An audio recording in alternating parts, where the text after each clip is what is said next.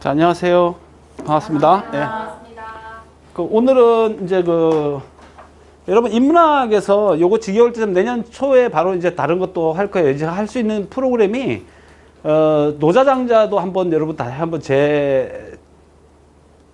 재밌잖아요. 노자장자, 그다음에 중국사, 서양사, 서양철학, 그다음에 문학도 중간에 가끔 끼워놓고 내년에는 다양하게 프로그램을 좀 해가지고 여러분들하고 같이 이제 토론도 좀 하고 이렇게 하고 싶어요. 그래서 오늘은 이제 인문학 중에서 이제 철학 부분에 들어가는 거예요. 심리학은. 그래서 심리학은 여러분들이 어떻게 이제 공부를 하든지 꼭 필요한 것 중에 하나가 심리학이다 이렇게 보시고, 심리학은 앞에 상담하기 이전에는 반드시 진행을 해야 되는 과목이라서 하시는 거예요. 오늘은 이제 여러분들하고 같이 현대심리학이라는 주제로 강의를 하겠습니다. 현대심리학이라는 주제는 무엇이 가장 지금 현재 핫한 것이냐는 이제 프로그램이에요. 그러니까 여러분들이 오늘 보시고 개론서하고 약간 다르게 지금 현재 그런 프로그램에서 심리학에서 무엇이 가장 중요한가 하는 것을 좀 재미있게 풀어보도록 하겠습니다. 그래서 좀 볼게요. 자, 여러분이 이제 알고 싶어 하는 겁니다. 현대심리학은 무엇을 알고 싶어 하는가에 대한 걸 좀 보겠습니다. 우리가 이런 거예요. 심리학 기본적으로 사람의 마음을 내가 움직일 수 없을까? 여러분이 상상 속에서 그동안에 고민했던 것들을 조금 하나씩 보겠습니다. 사람들의 마음을 알고 내가 움직일 수 있으면 얼마나 좋을까? 이런 생각 해보셨죠? 예, 만화 영화처럼.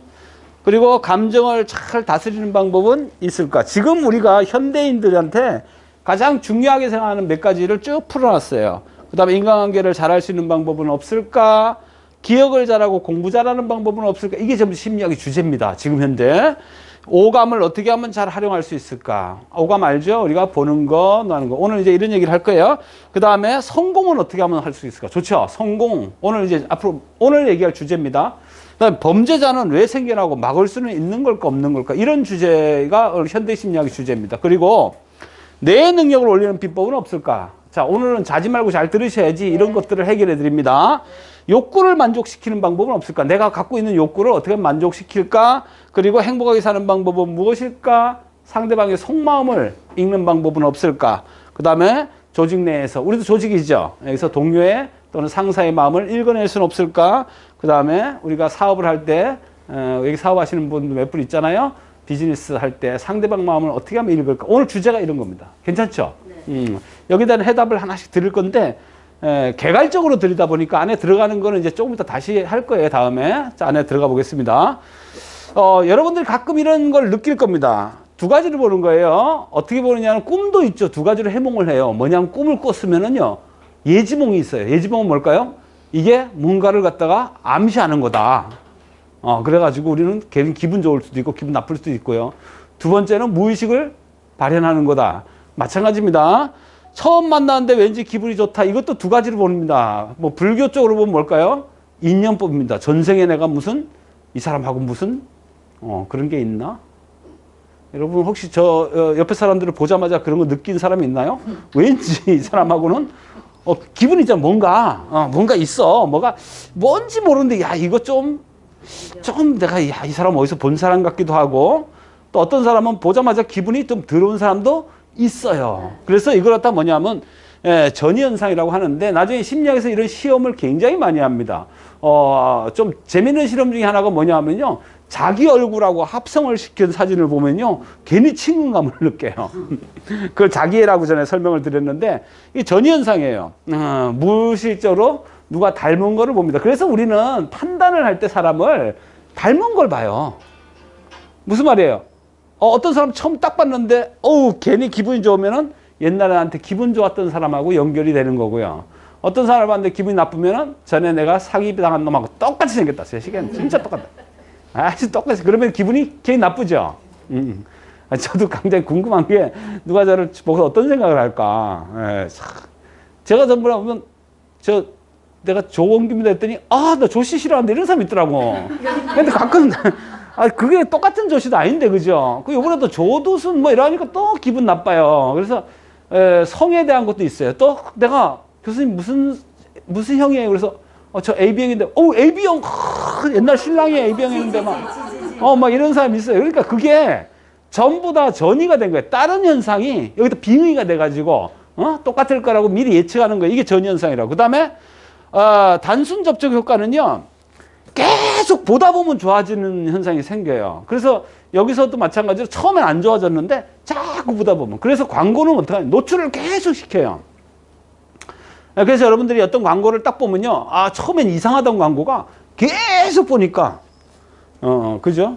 저는 처음에 이상했다가 지금 좋아지는 광고가, 이건 뭐 어느 특정이 아니고 계속 보니까 처음엔 딱 좋아 이러던 게, 저 양반은 무슨 딱 좋아 하는데 계속 나오니까 얼굴도 이제 훈하게 좋아 보이시고 그 다음에 그 최지봉이가 하는 여명 808인가도 계속, 처음에는 얼마나 내가 웃겼어. 야, 저걸 무슨 광고라고 하냐, 누가 사 먹냐 하는데 이제 한번 먹고, 나 아직 안 먹어봤는데 먹고 싶어. 왜냐하면 계속 하니까. 옛날에 여러분들 있잖아요, 그 북한 김일성이가 그 조총련 있죠, 북한에 저기 일본에 가면은 조총련 학교 가면 그 크게 걸어놔, 걔들은 크게 걸잖아요. 처음에는 무슨 김일성 사진 초상을 절거는 했는데 갈 때마다, 학교 갈 때마다 그걸 보니까 김일성이가 이렇게 친근해지더라고. 이런 효과예요, 말하자면. 여러분들도 지금 자꾸 여기다가 제 사진 하나 탁 초상을 걸어놓으면 볼 때마다, 아침마다 보면 자꾸 친해져요, 이제. 그걸 단순 접촉 효과를 합니다. 그래서 계속 보는 거는 친해집니다. 그 다음에 억압이라는 거 전에 공부했죠. 억압과 저항이라고 얘기했는데, 망각을 했다? 이런데 이게 깜빡 잃어버렸다 하는데 사실은 내가 무의식적으로 잃어버리고 싶은 게 있어요. 그러니까 어떤 사람은 이런 게 있죠. 내가 여기서 좋아하는 사람하고 약속을 했다 이러면요, 그거 그죠? 만약에 예를 들면 선생님하고 나하고 약속했으면 이거는 나한테 일생일대 기회가 될 수 있잖아요. 정식 약속을 했는데, 그러면 어떡할까요? 알람 해놓고 적어놓고 또 잊어먹을까봐 맨날 외우고 다니고 그러면서 12월 25일 점심은 누구하고 약속해서 한번 사겠죠. 근데 그 사람하고 약속하면 진짜 나 싫어. 그러면은 이유를 계속 만들잖아, 우리가. 그리고 결국은 이유를 만들어요. 그리고 아침까지도 이유가 없으면은 급하면 전화합니다. 배가 아파가지고 출출하죠. 아니면은 없는 접촉사고 내잖아, 그죠? 가다가 접촉사고가 나가지고 이렇게 아주 하는 것이 우리 마음속에 있는 거죠. 이것이 바로 내가 무의식적으로 잃어버리고 싶은 약속들이다. 자, 이런 것들 중에 하나가 이제 귀인 오류라는 게 있어요. 귀인 오류. 제가 심리학에서 가장 많이 쓰는 단어 중에 하나인데, 흔들다리 효과라는 게 있습니다. 여러분 잘 느끼셨죠? 한번 잘 생각해 보세요. 흔들다리 효과라는 건 이런 겁니다. 여러분 이거 아세요? 어디 저쪽 가면은 저 강천산에도 있고 이런 흔들다리가 있어. 흔들다리 갔다 오면 어떤 현상이 생겨요? 이게 심리학에서 이런 실험을 많이 하는데, 이게 우리가 이제 뇌가 착각되는 거 많이 보이시죠? 뇌가 착각을 한다 그러잖아요. 그 선생님하고 나하고 이렇게 뭐 데이트를 한다든가 이렇게 할 때 흔들다리에서 만나는 이제 실험을 했단 말이에요. 자, 흔들다리가 저기 출렁출렁 하잖아. 근데 처음에 이분을 만나는 거야. 저쪽에서 오고 난 얼굴도 안 봤어. 근데 출렁출렁 하는 다리에서 흔들면서 중간에서 만나기로 한 거지. 가면서 떨려요, 안 떨려요? 떨리고 뭐 하는데 이분을 계속 만나는데, 집에 와서 나중에 만나고 나서 이 사람한테 호감을 갖다가 내가 평가해 봤는데, 얘가 정신이 없어가지고 내가 이분 때문에 떨린 건지 흔들다리 때문에 떨린 건지 구분을 못 하는 거예요. 그래서 이 사람하고 만났을 때 그 흥분이 계속 남아있어요. 나중에 이 선생님을 얘기하면은 내가 나중에 가슴 떨려요. 이런 효과가 있다니까? 이게 흔들다리 효과예요.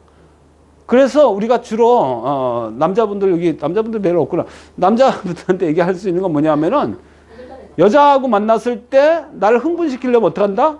흔들려야 돼요. 그래서 주로 어디 가냐 하면은, 야, 우리 저기 놀이동산 가는 거야. 왜 놀이동산 갈까? 거기서 이걸 바이킹? 나 바이킹 뭐 하면 타고 죽는 줄 알았는데, 바이킹을 타고 옆에 여자하고 타서 손을 꼭 잡고서 으악! 그래서 이러면 얘 때문에 떨린 건지 바이킹 때문에 떨린 건지 얘가 헷갈리는 거고. 무슨 알겠어요? 뇌를 속이는 거예요. 이런 효과가 있다는 거죠. 예를 들어 보겠습니다. 내가 좋아하는 여자하고 만났을 때는 이런 날 만났을 때 무슨 커피를 먹을까요? 따뜻한 커피를 마셔야 돼요. 여름이라도. 아셨죠? 그럼 속이 따뜻해지면서 이 사람 때문에 따뜻한 느낌이 들어요. 그럼 애프터 신청을 하기를 높아지는데, 내가 좀 싫어하죠. 첫눈에 뵈기 싫으면 아이스 커피를 드세요. 그래갖고 이부터 아이스 커피 먹어도 돼요? 속이 차가워지면서 이 사람하고 나하고 냉랭해진다는 얘기죠. 이게 우리도 알게 모르게 이렇게 생긴다는 거예요. 이해가 되세요? 그게 전부 다 기인 효과다. 다시 말해서 이런 실험을 해봤더니 애프터를 갖다가 그냥 일반 평지에서 만났을 때하고 출렁다리에서 만났을 때하고 똑같은 실험에서 4배에서 5배의 애프터가 생긴 거예요.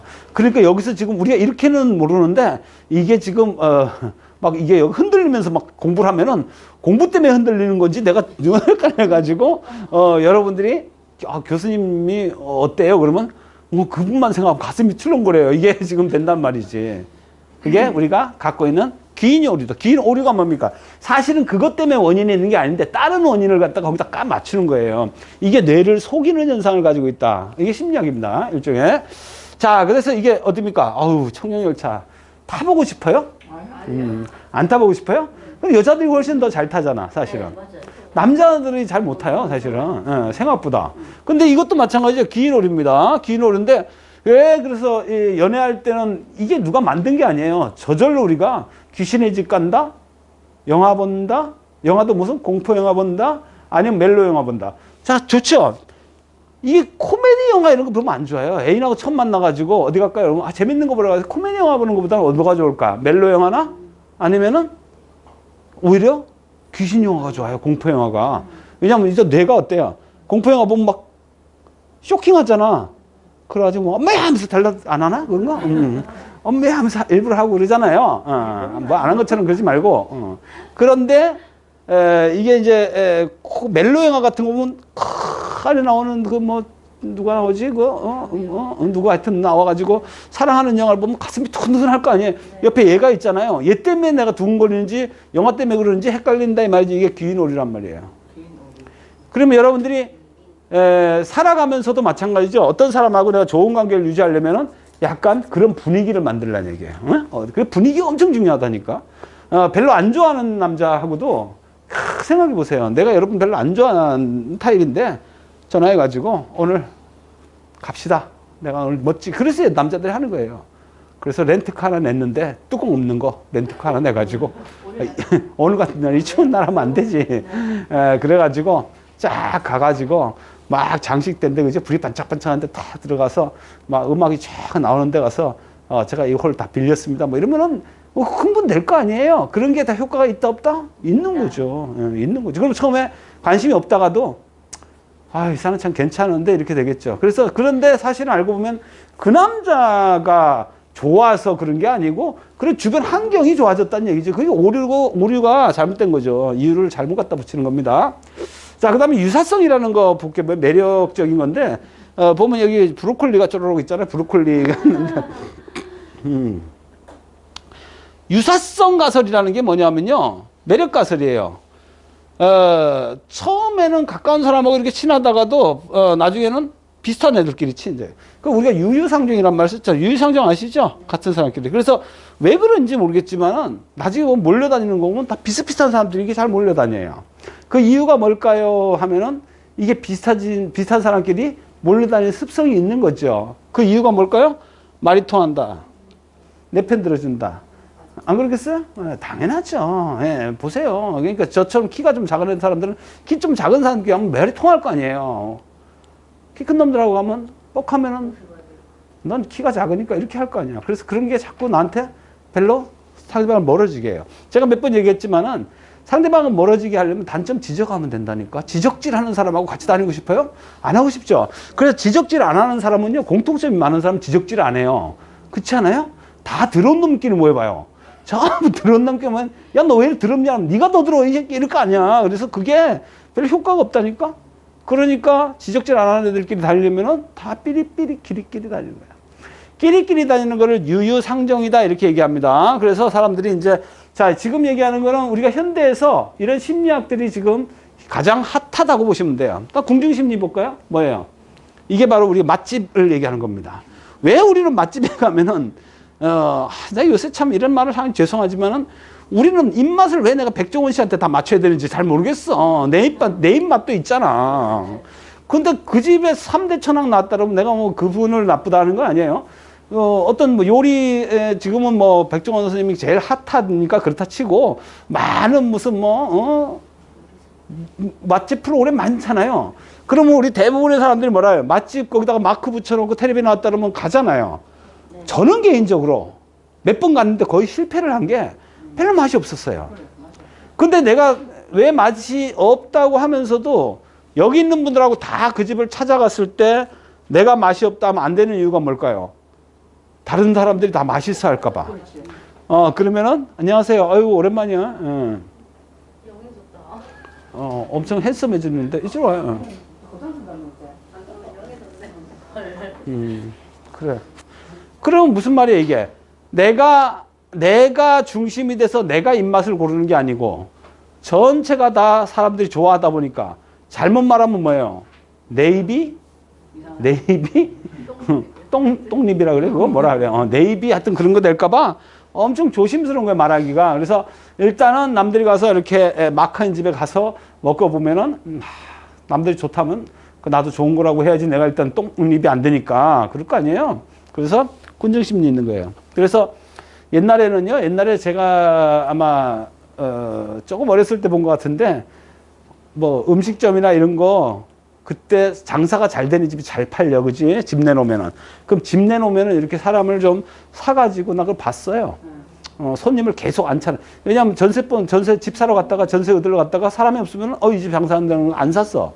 그래가지고 주인이 일부러 집 내놓으면은요, 알바생을 한 10명 고용해가지고, 이렇게 계속 앉아있도록 하는 걸 봤거든요. 어떻게 할까요? 왜냐하면 그 사람들이 계속 돌아가면서 계속 줄 서 있는 걸 보고 알았다고. 정말 했어요. 그런데 이게 이제 바람잡이의 효과라고 하거든요. 지금 뭐 여기 근처에 보면 맛집 많아요. 근데 우리 알잖아요. 그죠? 어느 집이라고 하면 안 되지만 하여튼 똑같은 빵집이 3개인데 가보세요. 만두집 3개인데 해봤잖아. 이 집 저 집 밥 3개 다 먹어보고 블라인딩 테스트를 하면 맛이 별 차이가 없어요. 그리고 사람마다 입맛이 달라요. 그런 게 정상 아닌가?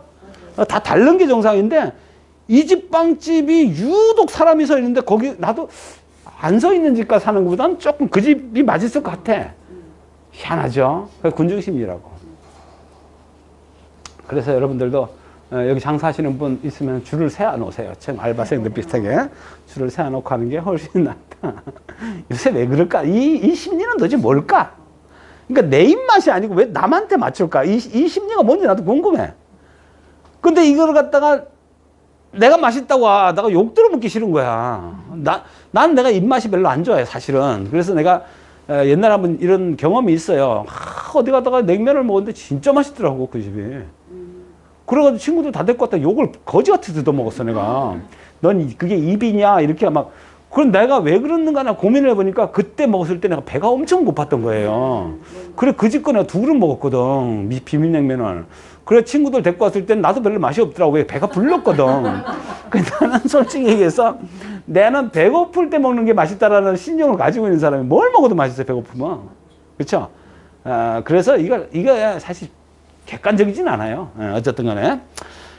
심리학을 활용하는 바간스의 저런 게 있습니다. 그래서 현대 심리학에서 가장 많이 쓰는 게 광고입니다. 광고가 심리학을 가장 많이 쓰는데 여기 보면 뭐라 그랬어요? 여기 내가 좀 해놨는데 오늘의 스페셜 해놨죠, 저쪽에. 엄청 많죠? 오늘 스페셜, 그 다음에 여기 뭡니까? 상반기에 단 한 번. 그 다음에 여기 뭐라 했어요? 초특가. 여기 보면 꼼꼼 체크, 받는 적, 뭐 엄청 많이 해놨는데 여기서 중요한 건 뭐냐 하면은 사람마다 땡기는 게 틀려요. 이게 마지막 찬스냐. 나도 이거 옛날 한때 요새는 안 봐요. 요새는 홈쇼핑을 안 보는데 옛날 한때는 홈쇼핑을 아주 즐겨했던 때가 있는데 그때는 내가 보면 왜 꼭 진짜 얼마 안 남았어. 꼭 초가. 근데 지금 안 하면 안 준대. 지금 방송 중에만 뭘 준다는데 사실 나는 그 본품보다 그 낑가주는 게 훨씬 탐이 나는 거야. 그래가지고 저지르고 나서 후회를 많이 했죠. 저지르고 나서 후회를 하는데 이런 것들이 바로 상술이다. 특히 뭡니까? 39,900원, 800원. 4만 원하고 엄청 기분 틀리죠. 네. 사실 알고 보면 얼마입니까? 100원 차이 나는 겁니다. 희한해요. 이거 실험해보면 재밌는 현상이 있습니다. 어디 가서 예를 들어서 뭐 여러분들 그럴 거예요. 저 밑에 39,000원짜리, 3만 원짜리 있죠. 3만 원짜리 50% 세일한다. 기분이 어때요? 좋죠? 저 찍으면 10만 원짜리 10% 세일한다. 비싸 보이죠? 근데 알돈으로 따지면은 3만 원짜리 50%면 15,000원이고 내가 10만 원짜리 10% 하면 만 원 차이 큰 차이 안 나요. 근데 50%는 확 땡기죠. 그게 심리학에서 보면은 여러분들이 속는 게 엄청 많다니까. 예. 구찌 예를 들어서 100만 원짜리를 20% 할인한다. 그럼 얼마야? 20만 원 할인하잖아요. 근데 저쪽에서 만 원짜리 90% 할인한다. 얼마예요? 9천 원 할인하잖아요. 근데 90%가 할인 땡기죠. 그런 거라니까. 그래서 여러분들이 이 심리를 잘 보면은 팔자, 구자가 엄청 많이 들어간다는 거 아셔야 됩니다. 이게 심리학적으로 다 이유가 있어요. 구자, 팔자가 들어가면 굉장히 싸지는 느낌이 듭니다. 그래서 39,800원, 38,900원 이런데 들어 쏙죠.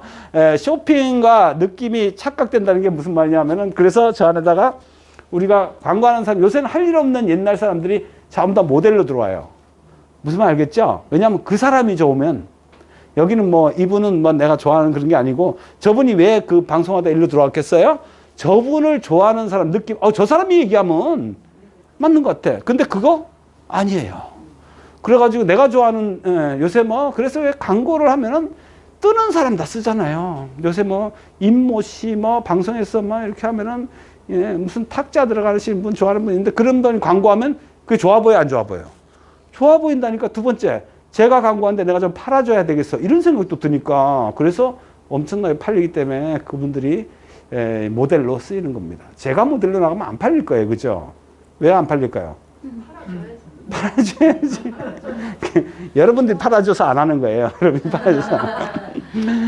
그래서 이런 것들이 전부 다 틀려요. 그래서 우리가 이제 이런 것들을 연구하는 게 심리학의 일종입니다. 옛날에 보면은 점원이나 이런 판매원들 따라서 틀려요. 그러니까 서울에 가면은 그 최고급 백화점, 에비뉴엘관 이런 거, 최고급 백화점 같은 데 가면은 점원을 누굴 쓸 것 같아요? 최고급. 그럼 회장 사모님들이나 회장들, 사장들이 오는 거기는 여러분들처럼 그 쇼핑을 안 한다 그래요. 저도 모르지만은 거기는 딱 회장님이 들어가서 VIP룸에 앉아 있으면은 걔들이 물건을 갖고 와서 디스플레이를 쫙 하고 보여주고 예 하면 찍고 나머지 빼고 이런데요.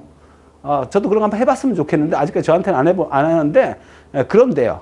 그럼 그거를 설명하는 점원은 어떤 사람일까요? 여러분 생각에. 일단 안 이뻐야 되는가요? 사모님보다 안 이쁜 사람 별로 없을 건데 사모님 모르게 이쁘겠어요? 그러니까 사모님보다는 아니에요. 여러분 사모님보다는 아닌데 너무 이쁜 것들이 나오면 짜증나서 안 돼요. 그래서 적당히 이쁘고 적당히 나이 든 사람이 좋대요. 그 친근감을 가진 사람이 있죠. 그러니까 그걸 다 연구합니다. 이게 심리학에서 엄청 연구하는 거예요. 여러분 백화점이나 이런 거 디스플레이 하는 거 다 틀려요. 그래서 여러분 우리나라에 월마트가 들어오고 또 뭐 코스트코라든지 월마트 뭐 그다음에 또 뭡니까? 이거 다 들어와 실패했죠. 우리나라에서만. 월마트 없잖아요. 월마트 없죠. 프랑스 거 또 뭐였죠? 우리 그들은 까르푸? 그거 철수했죠. 왜 그럴까요? 우리나라 사람만이 독특한 게 있어요. 그걸 몰랐던 거죠. 그 사람들이. 외국식으로 하면 안 돼. 우리는 디스플레이도요. 다 틀려요. 그래서 여러분 그거 보면 다 틀리다니까 이렇게 보다가 여러분 바로 이렇게 왼쪽부터 오른쪽으로 우리가 이렇게 쇼핑을 한다고 보면 아니면 오른쪽부터 이쪽 쇼핑하는 게 이쪽에서 이쪽으로 한대요. 주로 심리가. 근데 가다 보면 처음에 살까요? 뒤에 살까요? 뒤에 사죠. 그래서 진짜 잘 팔리는 거는 이쪽 앞에도 안 나오고 뒤에서 두 번째 줄에 놓는데 그러면 가다가 여기 있네 하고 집는 거죠. 그럼 앞에 거는 잘 살까 안 살까? 안 살죠. 그래 놓고 묘한 게 있어요. 등안에. 그러면은 얘가 좀 잘 팔린다. 얘가 좀 비싼 거다. 그러면 안 팔리죠. 얘 너무 싸다. 그러면 안 팔리죠. 중간치 팔리잖아요. 그래서 이 두 개를 놓으면 사람들이 헷갈릴까 봐 제일 안 팔리는 거 하나 갖다 놓는데 그냥 그래서 이 둘 중 하나 선택하기 고민돼 갖고 안 살라 가다가 아주 진짜 아닌 놈이 하나 있으면 이 셋을 비교하게 되면 요 놈을 집는다는 거죠. 이런 심리를 다 이제 얘기하는 겁니다. 그래서 이게 사실은 이런 마케팅 쪽에서 얘기하는 심리학은 여러분이 많이 보셨을 거예요. 백화점 가면은 2층 가면 여성 거기 있잖아요. 여성. 네. 여성 매장 가면 뭐가 있어요? 여성 매장 가면 자리가 있어요. 앉는 자리가. 누구 앉으라 그랬어요? 남자 앉으라고. 예. 남자 따라간 놈이 자꾸 잔소리 하거든요. 빨리 가자. 그만해라. 그러니까 앉지 않아라 이거지. 예, 남자 있는데 남자들 매장에는 없어요. 왜? 남자는 연자가 끌고 다니면 오래 가니까 이런 것들이죠. 또 뭐가 없어요? 예? 창문 없잖아요. 백화점 창문 있어요? 햇빛 들어오면 안 되죠. 노름판하고 비슷해요. 노름판에도 없는 거 뭐라고요? 시계 없고 창문 없고 이런 거. 거울 없고 거울 지 모습 보면 안 되니까 노름장에는 없어요. 예. 최초에 밤새도록 노름하고서 거울 보면은 내가 인간이야 이러고 가니까 거울 못 보게 하고요. 그다음 창문이 없어야 돼, 그죠? 그다음에 뭐가 없어요? 시계가 없어야 되고. 이런 것들이 다 여러분 심리학에서 나온 것들입니다. 심리학은 인간의 심리를 아주 묘하게 이렇게 안에서 하나하나. 그게 현대 심리학의 특징이라고 보시면 돼요. 그럼 마음은 이제 어디 있을까라고 했을 때, 과거 우리 옛날에 공부하셨던 건데, 데카르트는요, 생득관념이라 그래요. 그러니까 어렸을 때부터 생각을, 관념을 가지고 태어나. 데카르트는 이원론이죠. 생각과 몸과 마음이 두 개다라고 따로따로 다였고, 했던 게 데카르트입니다. 로크 같은 경우에는 아마 그 백지설 같은, 루소의 백지설 같은 걸 거예요. 그러면, 관념이 어디 있냐? 관념이 어디 있냐? 분트는 여러분 알다시피 심리학을 만든 사람 쪽에 들어갑니다. 그래서 이 사람은 구조주의입니다. 마음을 갖다가 어떻게 과학적으로 연구할 것인가를 얘기했던 사람이에요. 그 외에 이제 아리스토텔레스는 심장에 있을 것이다 이렇게 얘기했어요. 기본적으로 한번 얘기해 볼게요. 우리 영혼이 어디 있을까요? 영혼이 머리 있을까요? 영혼이 어디? 영혼 혹시 보셨어요? 영혼이 어디 있어요? 머리에 있을까? 눈에 있을까요? 코에 있을까? 배에 있을까? 그래서 여러분들 옛날에 이거는 조금 이해를 하자면요. 서양과 동양이 달라요. 서양과 동양은 달라요. 그럼 동양은 어디 있다고 봤는가 보면은 간단히 예를 들어 볼게요. 우리 귀신 옛날에 전설의 고향 봤어요? 안 봤어요? 봤죠? 많이 봤죠? 그러면 전설의 고향 보면은 머리에 있는지 배에 있는지 확실히 나옵니다. 우리 동양 사상은. 자, 머리가 잘랐어요. 자르면 안 되는데 자릅시다. 머리를 잘라갖고 이걸 따로따로 몸하고 따로따로 분리해놨을 때 머리가 몸을 찾아다녀요? 몸이 머리 찾아다녀요? 그러니까 어디 있어요? 영혼이 몸에 있잖아요. 이해가 돼요? 머리가 몸 찾아다니는 거 봤어요? 아니죠? 목 잘라다니면 그러니까 머리 없는 귀신이 막 목 찾아다니고 다리 없는 귀신 내 다리 나 이러잖아요 주로. 그러면 다리가 잘라도 몸이 다니면서 다리 달라 그러고 머리가 잘라도 머리 달라 그러고 그래서 우리가 어디 있다는 얘기예요? 여기 있어요. 배에 있어요. 이게 영혼이 여기 있다고 생각하는 게 우리 동양적 사고가 그랬다니까. 인도부터 유럽은 유럽은요 여기 있어요. 그래가지고 우리 영화 보면요 목만 잘라놨는데 여기다 전극영이라고 여기서 막 머리에서 막 이렇게 막 이렇게 하고 해요. 그게 사상이 다르다고. 그래서 여기 이렇게 배에다가 있기 때문에 옛날에 틀려요. 잘 보세요. 인도의 그 불상 같은 거 있잖아요. 불상을 보면은 이 불상에다가 뭐 넣는 걸 복장이라 그래요. 복장 무슨 말 알겠죠? 그러니까 몸에다가 뭘 넣어놓는데 인도에는 그 다라니 경이다 이런 걸 어디다 넣었다고요? 머리에 그 부처님 머릿속에다 다 넣었다고. 영혼이 여기 있으니까. 그 우리나라는 어디다 넣었을까? 배에 넣었어요. 그리고 배에다 넣어갖고 옛날 두루마리기 이런 거 막 넣어가지고 여기서 있다가 이걸 왜 있죠? 부처님 해체를 해가지고 나오면 터져 나와요. 그래서 이게 복장 터진다 그런다고. 복장이 터지면은 집어넣지 못해. 이게 불어가지고 다시 못 넣어요. 그리고 이게 복장이라고. 그러니까 여기다 배에다가 다 귀한 걸 여기다 배에다 다. 왜 귀한 걸 배에다 넣었어요? 영혼이 여기 있다고 봤기 때문에. 이런 거 예를 들면 이런 거예요. 이게 너무 옛날 거니까.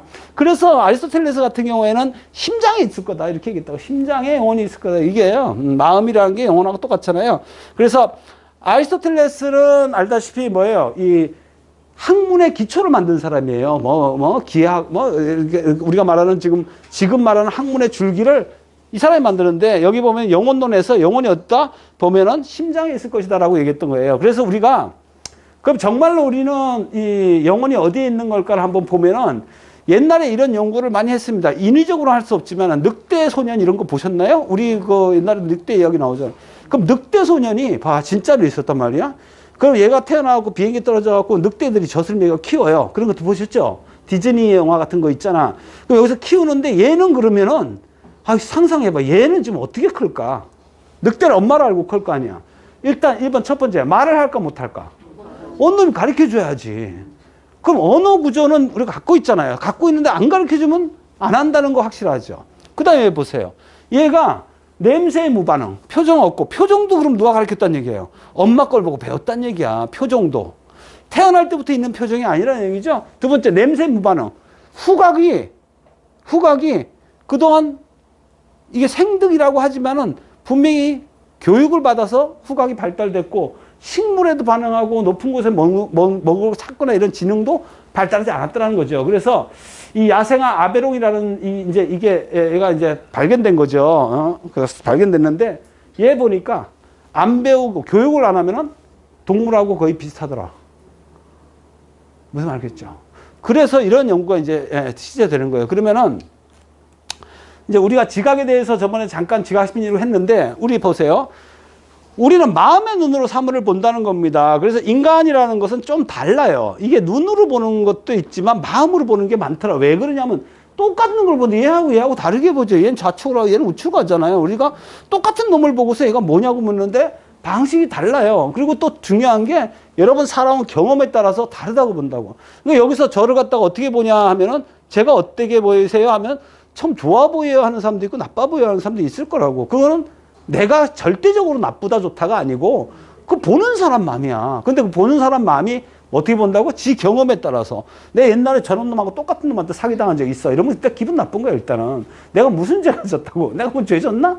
지가 옛날 경험해보고 그렇게 해석을 하는 겁니다. 그 다음에 똑같은 것을 보고도 자기가 경험에 따라서 지각을 다르게 한다는 거죠. 이게 인간의 마음이 어렵다는 겁니다. 왜? 똑같은 걸 보고 똑같이 생각해야지 인간은 이렇다라고 하는데 똑같은 걸 보고 다르게 생각하는데 인간이 똑같다라고 이걸 뭐라 보편성을 갖다가 보편화시킬 수 없다는 거죠. 일반론화시킬 수 없다는 거예요. 그래서 여러분들이 똑같지 않아. 전부 다 다르게 봐. 그래서 마음은 마음의 눈으로 사물을 보는 거지 있는 그대로 보는 게 아니다 이 말입니다. 그러면은 얘는 히틀러 같은 사람 알죠? 히틀러 같은 사람이 있는데 이게 사회심리학 같은 데 보면 나오는데 인간은 타인의 영향을 받는다는 거죠. 무슨 말이냐면은 나는 아니라고 생각했는데 아까 그랬잖아요. 맛집을 갔는데 나 혼자 이 집 맛 없다 그러면 얘들이 다 너 똥립이냐? 똥립. 그러니까 똥립되기 싫어서 나도 이게 맛있는 것 같아 하다 보니까 진짜 맛있는 걸로 또 느껴져. 그러나 나중에 누가 물으면요. 정확히 얘기를 못 해줘요. 이분이 야, 그 집 맛있더라 그러면 솔직히 나는 별로 맛이 없었어. 근데 다른 애들은 맛있다 하네? 이걸 말 못해요. 왜 그럴까? 동조를 안 해주면 나 왕따 된다니까. 그러면 다음에 뭐라 그래요? 야, 쟤는 똥립이니까 제 말 듣지 마. 이렇게 될까봐.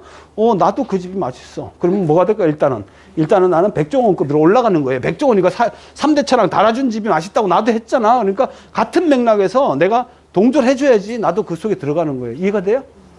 그러니까 이제 문제는 뭐냐면 이 히틀러 같은 사람이 왜 그러면 독일 사람들 지금 보세요. 일본 사람들 마찬가지고 2차 대전 때 보면은 여러분 2차 대전 때 그 영화 같은 거 보세요.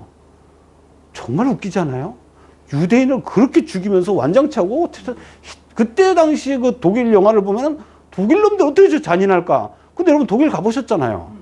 물론 안 가본 사람 2명 빼고는 다 가봤을 건데 가보니까 어때요? 독일 사람 괜찮지 않아요? 예, 되게 친절하고. 일본은 뭐 이게 다 가보셨잖아요. 일본 사람 그렇게 우리가 무슨 뭐 옛날에 그 131 부대니 이런 거 막 보면서 생체 실험하고 이렇게 제복 입고서 우리한테 했던 그런 영화를 보면 진짜 악독한 놈들이지만 개인적으로 만나고 그런 사람 본 게 있어요? 없어요. 정말 친절하고 우리 갔다 온 사람 뭐라 그래요? 일본을 배우자 이러잖아요? 그럼 우리가 미친놈 해놓고 나도 가서 보니까 또 배워야 되겠다 하죠. 그럼 왜 개인으로 있을 때하고 군중으로 이렇게 다르냐는 거죠. 이게 바로 동조 현상이에요. 동조 현상. 그래서 내가 동조하지 않으려고 했는데 다른 사람이 다 하니까 나도 동조해가지고 그 사람 생각을 갖지 않으면 내가 이탈을 한단 말이죠. 이걸 갖다가 우리가 이게 하나의 큰 힘이 돼요. 그래서 내가 그러한 동조 세력에서 탈피하는 거를 굉장히 두려워하는 마음이 있다는 겁니다. 그래서 여러분 보세요. 이런 사람을 판단할 때 이건 제 얼굴인데 살짝 안 나는데 이게 딱 보자마자 느끼는 거예요. 화를 잘 낼 것 같느냐, 아니면 뭐 어떤 거냐, 이런 거 딱 보고 하면은 이걸 갖다가 보면서 표정을 갖다가 연구하는 겁니다. 표정을 보면은 그 사람을 알 수 있다. 우리가 사실은 관상이라고 하는 거 있잖아요. 관상이라는 게 그냥 탁 봐가지고 아는 게 아니고 오랜 경험으로 축적된 겁니다. 사주도 마찬가지로 통계학이에요. 그러면 여러분들 딱 보면서 이 사람은 웃네? 웃는 사람은 좀 괜찮은 사람이네? 이렇게 하잖아요. 그러니까 뭐예요, 우리가? 표정을 보고서 감정을 찾아내죠. 찾아내요. 그래서 좋은 느낌을 갖다가 받은 사람은 좋은 느낌을 받는 거죠. 이게 이제 기분 일치 효과라 그래요. 이 사람이 좋으면 나도 기분 좋아요. 그렇죠? 그래서 우는 사람 옆에 가면 나도 기분이 슬퍼요. 기분 일치 효과예요. 뭐 여러분들 전부 다 울고 있는데 내 혼자 기분 좋다고 하면 이게 이상하지 않아요? 그래서 초상집 가면 나도 기분이 슬퍼지고, 코미디를 보면 나도 코미디 보면서 우는 놈은 그러니까 정신이 이상한 애 아니에요? 그러니까 이게 기분 일치가 되는 거죠. 그래서 우리는 저 사람 어떤 사람이야 하면 표정 보고 하는 거죠, 제일 먼저. 그래서 우리가 대인관계 할 때 나중에 대인관계론 같은 거 보면 기본적으로 얼굴 표정부터 먼저 봐요. 아, 이 사람 기분 좋은 사람, 나쁜 사람. 그래서 그걸 먼저 본다고. 그래서 이제 기억에 대한 걸 조금 보겠습니다. 기억은 참 이제 복잡한데 여러분 나중에 이제 기억에 대한 공부를 조금 더 할 건데 보세요, 한번. 이게 옛날에 우리가 이제 말뚝박기 같은 거 하는 거, 그 다음에 뭐 학교, 공무질 뛰기 하던 거 이런 기억이 나죠? 기억에 대한 거 보겠습니다. 인생은 기억이 그래, 이게 참 어려워요. 이걸 철학적으로 얘기하면 왜 어렵냐면요. 우리 인생은 뭘까? 이렇게 따져보면은 추억 쌓기라니까. 추억이 개뿔도 없다. 하나도 없다, 나는 추억이. 지우개를 싹 지웠다. 그럼 지나온 인생이 무슨 의미가 있을까? 이렇게 얘기하면 의미 있을까? 그럼 무슨 의미가 있을까? 내가 했던 것이 누구한테 기억이 남고 그 사람 했던 게 내한테 기억이 남고 그래서 기억을 공유하는 거예요. 그렇잖아요? 앞에 계신 분하고 나하고 과거의 기억이 전혀 없다면 할 말도 없어요. 할 말도 없죠. 그래도 여러분도 그럴까? 아니에요. 요새 뭐 텔레비 나온 얘기 하면 그 텔레비가 공유를 하는 거잖아요. 공유된 어떤 사건이 없으면 얘기가 안 돼요. 그래서 누가 제일 얘기가 거리가 많을까? 기억을 공유하는 사람이에요. 그래서 남자들끼리 모이면 공유할 게 있을까 없을까?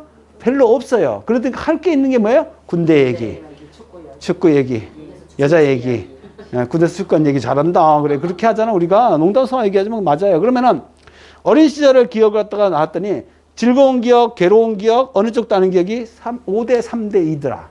그럼 뭐예요? 즐거운 기억이 제일 많고 그 다음에 괴로운 기억이 3이고 어느 쪽도 아닌 기억이 2다. 어느 쪽도 아닌 기억은요, 기억하는 놈이 이상한 거예요, 사실은. 그렇죠. 그러니까 우리는요, 거의 다 기억을 어떻게 하냐면 좋은 거 아니면 힘든 것밖에 기억이 안 나요. 그래서 사실은 여러분들 그때 진짜 못된 놈이나 아니면 진짜 괴롭힌 놈은 기억이 영원히 나요. 근데 제일 기억 안 나는 게 어주빙빙이에요. 그래서 여러분들 이렇게 인간관계는 어주빙빙하면 안 돼요. 차라리 내 옛날에도 한 놈 참 이런 얘기하면 죄송한데 우리 회사에 한 놈이 그냥 야간열차만 불러요. 야간열차. 알죠? 야간열차. 그렇죠. 걔는 그것밖에 못 불러요. 아주 지겨워 죽겠어.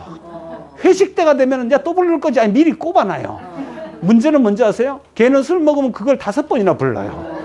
아주 지겨워 죽겠는데요. 야, 이제 그 잠깐 1년 정도, 2년 정도 보냈는데 어디 가서 야간열차만 나면 걔가 생각나요. 그놈은 확실히 기억을 시켜줘가지고, 각인을 시켜가지고, 딴 놈은 기억이 안 나. 아무도. 그런데 회사 생활할 때, 그 회사 생활할 때 2년 동안에 다 잊어져갖고 기억이 안 나는데, 그 놈만 생각나요. 도대체 그 놈은 나한테 어떤 의미였을까 모르겠어. 그때는 저 노래방만 가면 괴로워 죽겠는데, 노래 그렇게 잘했던 애가 많은데, 잘했던 거 기억 하나도 안 나와요. 그 지겨웠던 그 노래만 계속 나요. 맞죠?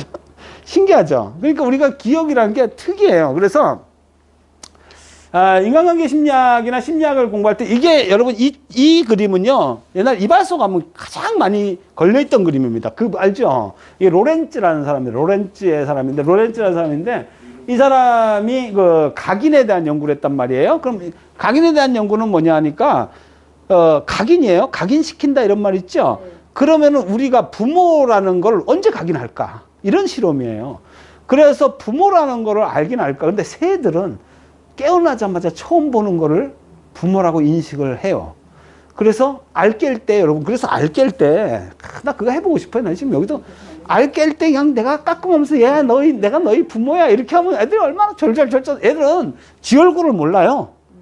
지가 샌지, 뭐, 고양인지 그걸 모른다니까, 애들은. 지가 보는 것만 보니까, 우리 엄마, 그러니까 지가 내처럼 생긴지 아는 거야. 그래서, 이 오리 새끼들을 부화시킬 때 해놓던 이게 로렌츠를 부모인지 알고 쩔쩔쩔쩔 쫓아내는데 더 웃기는 건요. 로렌츠가 누워있는데 이걸 갖다가 뭐라 그래요? 여기에 급이라고 하는 거예요. 이 현상이. 그러니까 그 애들 지렁이 같은 거 있잖아요. 지렁이를 갖다가 제일 좋아하는 먹이니까 이걸 로렌츠한테 주는 거예요. 그래서 귀에다 집어넣고 막 이것들이 하여튼 희한한 행동을 해요. 그래서 여러분들이 이런 행동을 할 때 지저분한 게 아니고 얼마나 사랑스러워요. 지가 먹고 싶은 걸 갖다가 엄마한테 주는 거 아니에요? 참 기특하죠. 그래서 이런 것들이 바로 행동 그 동물학자들이 연구하는 겁니다. 이런 것들을 로렌츠 실험에서 아주 중요한. 그러면 인간은 언제 각인을 하느냐 이런 실험도 있습니다. 심리학에서. 그럼 새는 태어나자마자 각인을 하는데 인간은 언제부터 각인할까 혹시? 인간은 태어나자마자 엄마를 각인할까? 할까? 엉에 이러면서 태어나서 자궁에서 태어나면은 엄마가 안아줬을 때 엄마네 이러면서 까꿍 이럴까? 그러면 말 배울 때? 이런 실험을 많이 해요. 이런 실험을 많이 하는데 인간은 한 10개월에서 보통 내가 기억할 때 10개월에서 보통 한 1년 때 돌 전후가 인간은 각인하는 기간으로 되어 있거든요. 그래서 혹시 엄마가 애를 갖다가 멀리 떼놓고 있는 엄마들 있잖아. 그럴 때라도 돌 전후 때는 꼭 엄마가 옆에 있어줘야 돼요. 엄마가 있어줘야, 그때 없어지면 어떻게 될까? 엄마를 몰라요. 낳은 엄마를 엄마라고 인식 안 해요. 그때 할머니가 키웠다. 할머니를 엄마로 인식합니다. 인간도 그래요. 근데 인간은 이성적 동물이기 때문에 나중에 얘가 너 엄마야 라고 하면 깨닫긴 깨닫는데 정이 안 가요. 그래서 그때 우리가 이제 그 아동심리학이나 이런 거 보면은 그러면 어떻게 해요? 예, 보모, 옛날에 보모 있죠? 보모가 아이를 키우면 보모를 엄마로 인식해요. 그래서 이제 아빠 다 일하는 엄마들, 워킹맘 같은 경우에는 이렇게 가르칩니다. 그래서 그러면 어떡하냐.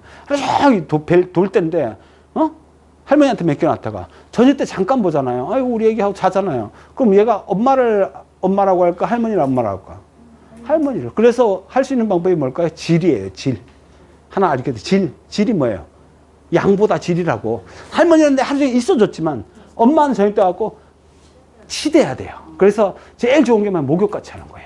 살을 맞대고 같이 하면서 씻어주면서 엄마야 엄마를 계속 그때 되뇌어줘야 아이가 엄마에 대한 인식을 하게 되고 엄마의 사랑을. 그래서 나중에 이렇게 되면 안 돼요. 여러분 이게 말 잘못한 거예요. 애들 소전 먹여갖고 애새끼를 다 베렸다. 그게 아니고 사랑을 그때 안 줘서 그래요. 소전 먹이면서도 엄마가 눈을 마주쳐야 되는데 소젖이니까 그냥 지 혼자 빨아먹다가 이게 되냐고 애들이.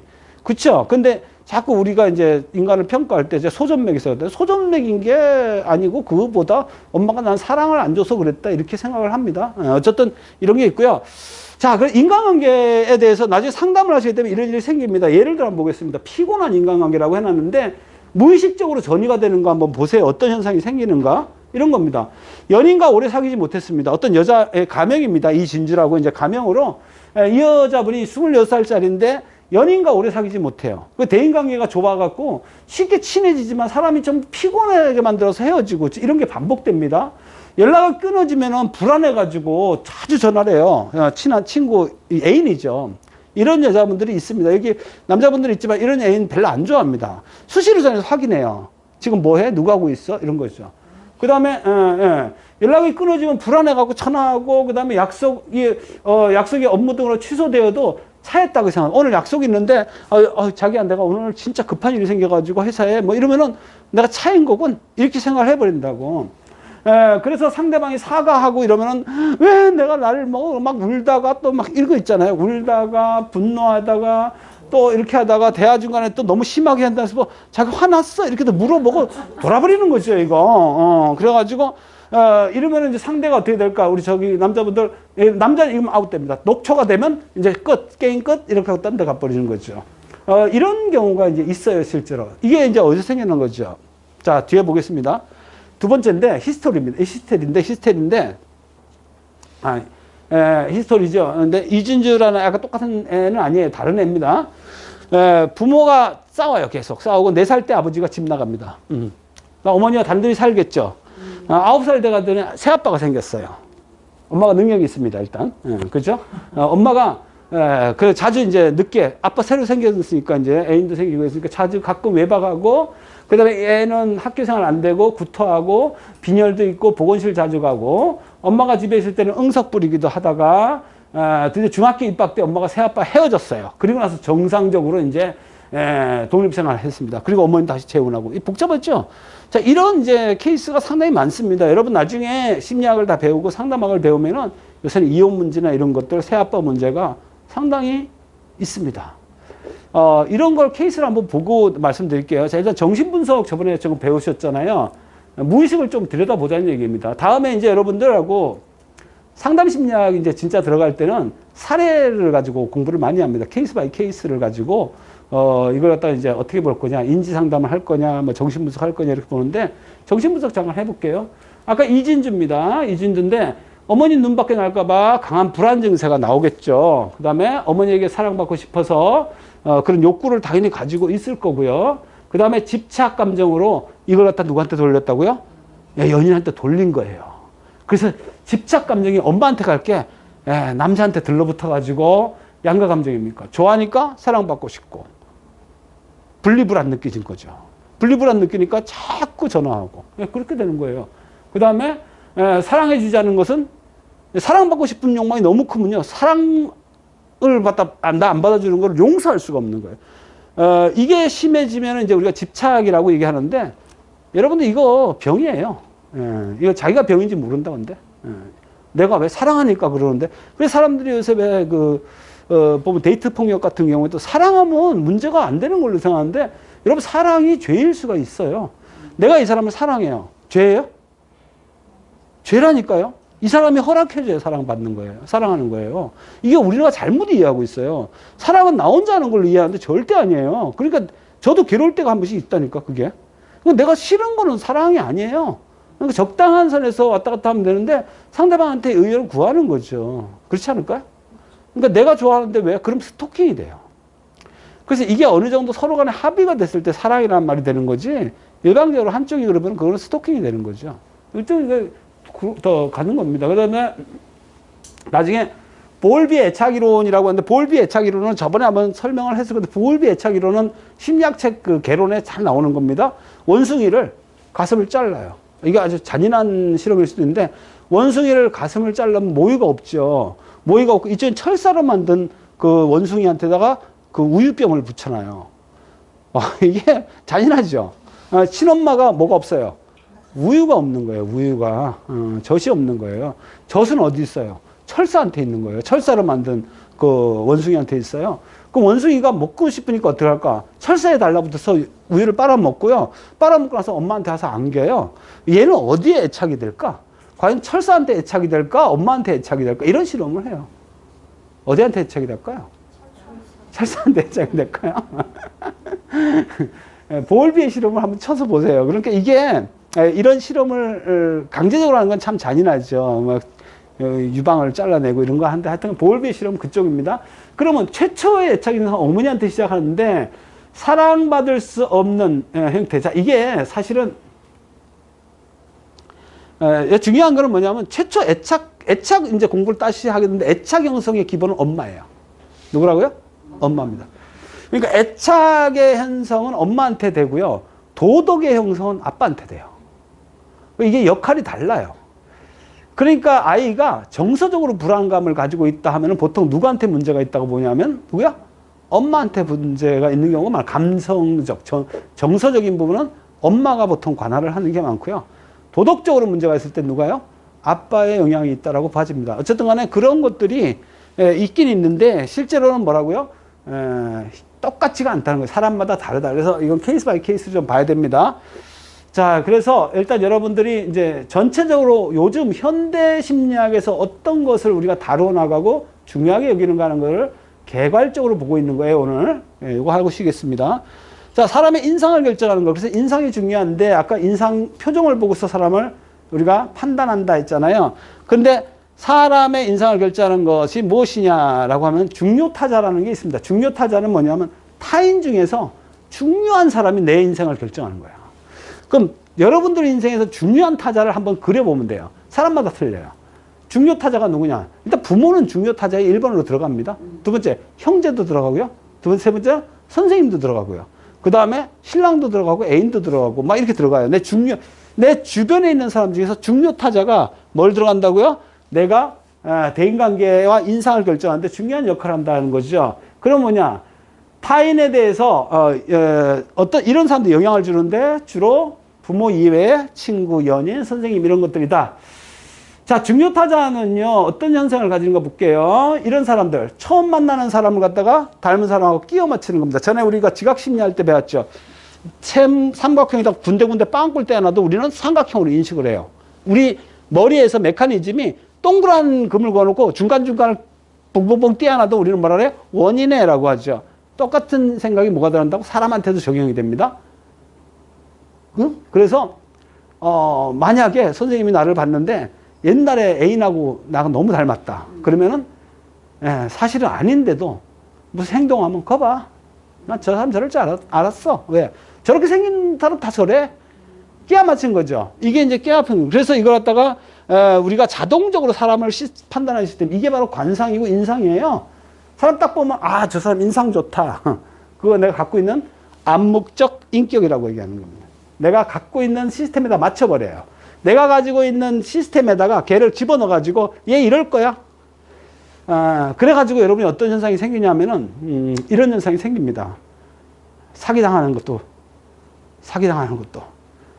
그런 생겨요. 옛날에 내가 너무 좋아했던 사람하고 닮았는데 그 사람 너무 그런 사람 또 만났어. 저 사람 참 너무 닮았다. 그래갖고 만났더니 돈 1,000만 원만 꿔달래.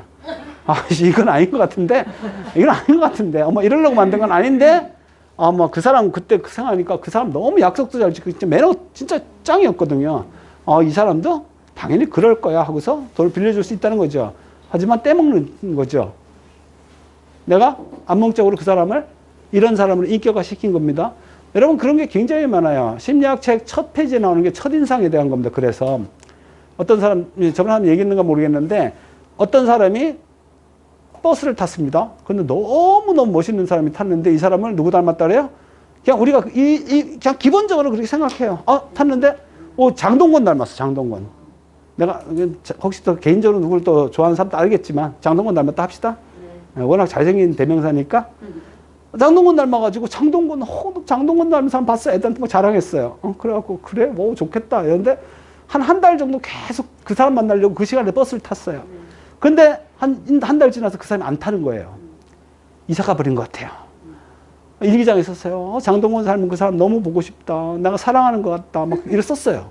썼는데 1년이 지나가지고도 안 나타나서 이제 포기하고 잊어모르고 있는데 1년 넘어서 그 사람이 탄 겁니다. 그 사람 봤어. 근데 실망했어. 왜? 나는 1년 동안 계속 장동건 닮은 사람이라고 생각하고 그 사람 얼굴은 지워져 버려요.